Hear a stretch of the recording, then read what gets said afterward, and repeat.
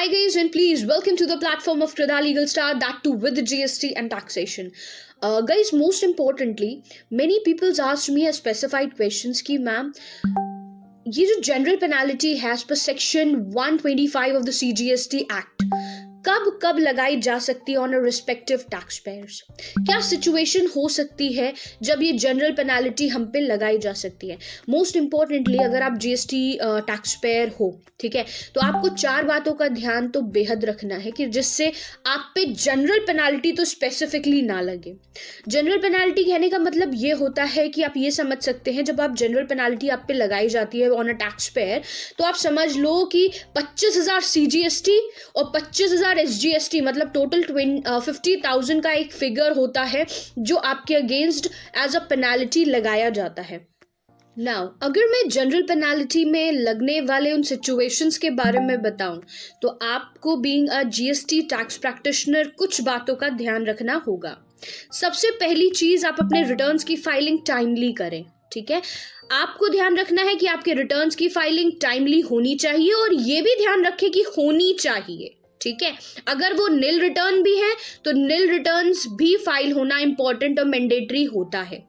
Second important thing is that कि आपने किसी भी तरीके के GST के रूल्स, रेगुलेशंस, नॉर्म्स का वॉयलेशन ना किया हो, ना करने में आप इंटरेस्टेड हो। तीसरी इंपॉर्टेंट चीज यहाँ पे बात आई जाती है कि भाई ध्यान रखिएगा जब भी आप किसी भी रिटर्न की फाइलिंग करो तो स्पेसिफिकली जब आप रिटर्न्स की फाइलिंग करते हैं तो उसके अंदर दिए गए सारे पर्टिकुलर्स को एप्रोप्रिएट तरीके से फाइल करना इंपॉर्टेंट एंड मैंडेटरी है, ठीक है।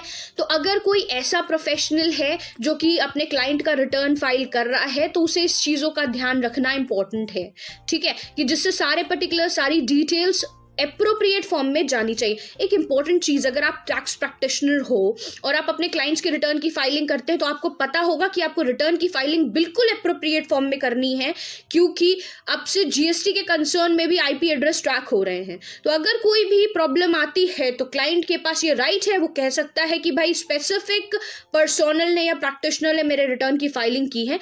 अगर उस केस में कोई गलती आती है तो general penalty is liable, although tax payer के लिए है, वो रिस्पॉन्सिबल है, बट कहीं ना कहीं गलती आपकी भी हो सकती है। तो सारे पर्टिकुलर्स की सारी डिटेल्स को आप एप्रोप्रिएट फॉर्म में ही फाइल करें। अच्छा, इंपॉर्टेंट जो हमारा लास्ट फोर्थ प्रोस्पेक्ट है जिसमें आपको general penalty as per section 125 of the CGST act लगता है, वो ये कि भाई अगर कोई रजिस्टर्ड पर्सन है और उसने इंटर स्टेट सप्लाई करी है टू एन अनरजिस्टर्ड पर्सनल, तो आपको पता है कि पर्टिकुलर्स बिल्कुल एप्रोप्रिएट फाइल होने डालने जरूरी हैं। इसका जो अपडेट है वो आपको डालना है GSTR 3B में भी और इसकी डिटेल्स आपको देनी है GSTR 1 में भी।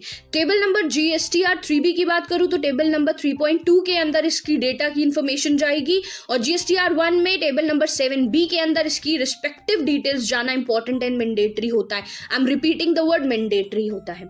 अगर ऐसा नहीं किया गया, आपने किसी भी रिस्पेक्टिव GST रिटर्न फाइलिंग के कंसर्न में कोई भी पर्टिकुलर्स नहीं डाला या रूल्स, रेगुलेशंस, नॉर्म्स का वॉयलेशन किया है या आपने रिटर्न्स की फाइलिंग लेट करी है या नहीं करी है, तो इन सभी कंसर्न्स पे आप पे जनरल पेनाल्टी लग जाएगी as per section 125 of the CGST act. या फिर आपको एक और बात बता दूं, ये जो पेनाल्टी है उन सभी प्रोस्पेक्ट्स में लगाई जाती है जहां पे किसी भी तरीके की कोई प्रिवेल नहीं करता है, कोई भी पेनाल्टी प्रिवेल नहीं करती है, तब पर भी ये सिचुएशंस लागू होती है।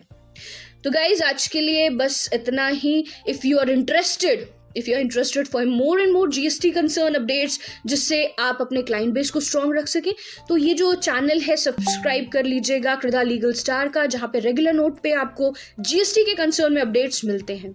आप हमारी मास्टर क्लासेस ज्वाइन कर सकते हैं, लाइव सेशंस ज्वाइन कर सकते हैं, ई-बुक्स परचेज कर सकते हैं एंड रिस्पेक्टिवली अगर कोई सर्विसेज लेनी है तो आप 7393977569 पे विदाउट एनी हेजिटेशन कॉल कर सकते हैं। Thank you so much guys.